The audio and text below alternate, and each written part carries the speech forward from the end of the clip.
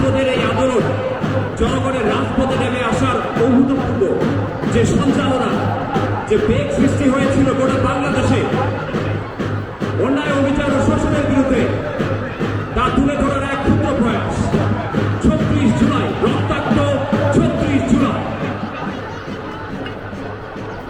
ঠিক পূর্ব পাশে সদস্য ঐতিহ্যবাহী প্রতিষ্ঠান KHS কলাতিয়া উচ্চ বিদ্যালয় প্রদর্শন।